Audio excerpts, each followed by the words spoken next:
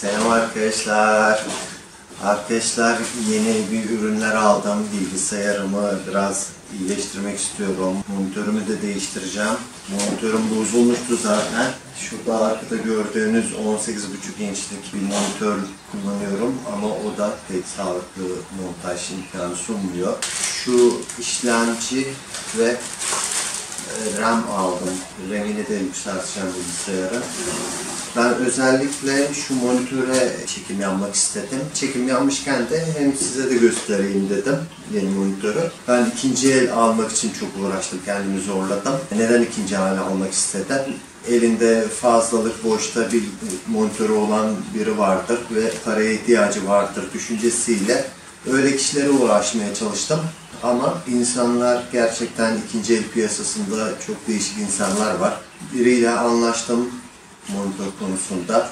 Onun söylediği adrese gittim. 2 araçla gittim, 2 toplu taşıma aracıyla. Oraya gittiğimde satıcı gelmedi. Gelemeyeceğini söyledi. Ben de o günü ona ayırmıştım. Bekleyeceğimi söyleyince de cevap vermedi.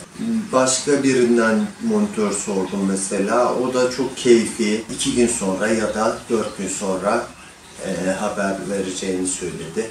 Ben de ikinci elde kimseyle uğraşmak istemedim artık. Çok değişik insanlar da çıkabiliyor karşınıza. İnternette biraz araştırdım. Ayırdığım bütçeye çok yakın fiyatlarda sıfır monitör buldum. Yani ben ikinci elde de bu fiyatları verecektim zaten. Ama insanlar gerçekten çok ilginç. Bu monitörü dün dediğim gibi sipariş ettim. Bugün adresime geldi. Ben bir yere gitmek zorunda kalmadım. Şimdi ben bunu sizle birlikte açmak istedim. Yani herhangi bir kargoda bir zarar gördü mü, görmedi mi, onları belgelemek maksadıyla böyle bir video çekeyim dedim. Siz de böyle bir şey yapabilirsiniz. Yani bir ürünü aldığınızda genelde postacılar beklemiyor. Hemen teslim edip gidiyorlar. Kargocuların yanında açmaya fırsatınız olmuyor. Yani böyle kamerayı sabitleyin, hiç kamerayı oynatmayın. Böyle bir ürün geldiğinde kameranın karşısında açın. Bakın. Şurada kargo etiketi var. Görüyorsunuz. Hepsi burada bantlarıyla bantlanmış. Şöyle. Bak ilk kez açacağım ben de.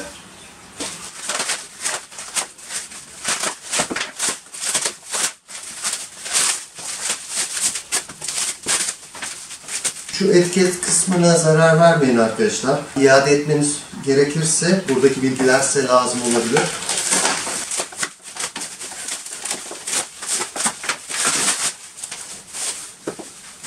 Monitörümüz.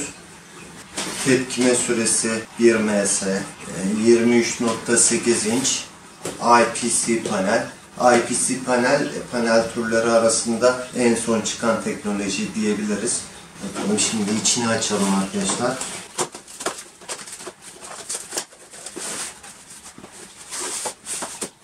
Gayet de güzel paketlenmiş.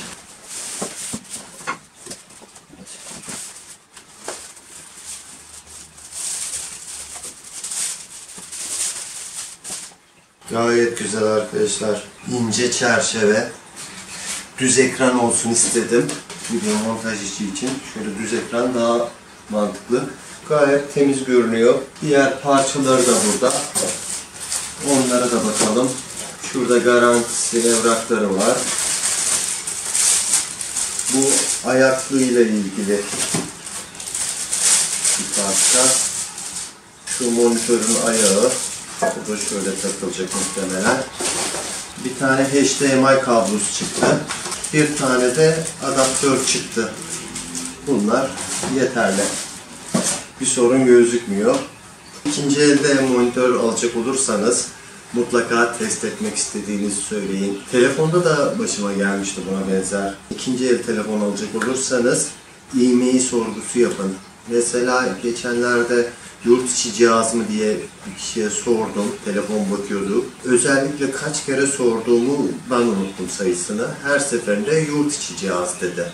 Almaya gittiğimde telefon baktım. Güzel, tamam, sorun yok.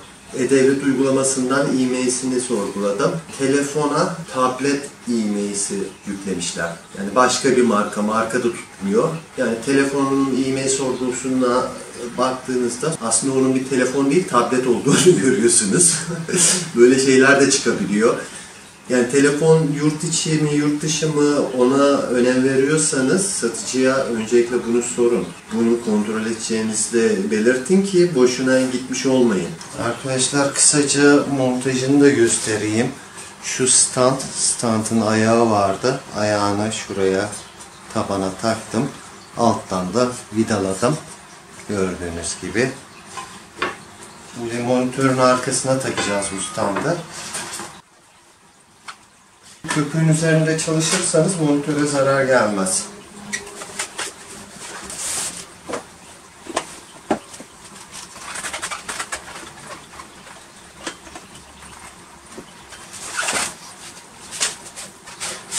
Gördüğünüz gibi vidaladım. Şöyle bir lastik çıktı. Bu lastik de şu vidaları kapamak için muhtemelen. Bakın şu lastiğin altında vidalar. Bu 18,5 inç. Bu 23,8 inç. Bu kadar monitörden bahsettikten sonra artık markasını da göstereyim arkadaşlar. Game Buster. Yani reklama girer mi diye çekindim ama bu kadar bilgi verdikten sonra markasını göstermesem de olmayacak. Bakın önceki monitör tabii eski bir model. Ne kadar kalın. Şunu görüyorsunuz. İncecik bir yapısı var. Evet arkadaşlar, RAM'i değiştirdim, yükselttim, işlemciyi de değiştirdim. Daha hiç açmadım, monitör taktım. Şimdi sizinle açayım dedim. Umarım yanlış bir şey yapmamışımdır.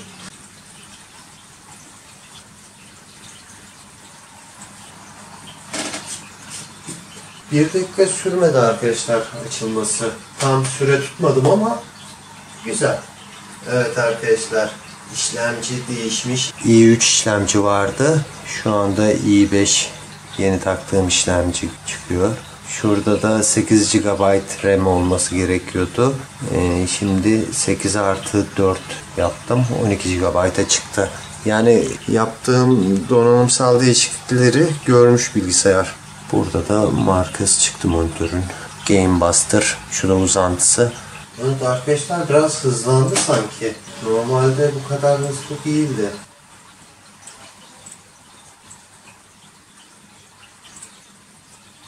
Görüntü de çok iyi. Bu ne maçıymış? İtalya ile Norveç. Duyulduk bir marka olmasa da özelliklerinden hareket ettim. Gayet de memnun kaldım. İtalya-Norveç maçına istinaden oradaki izleyicilerimize selamlar göndereyim. Hatta tüm izleyicilerimize selamlar göndereyim. Gönül rahatlığıyla alınabilecek bu monitör. Kendinize iyi bakın.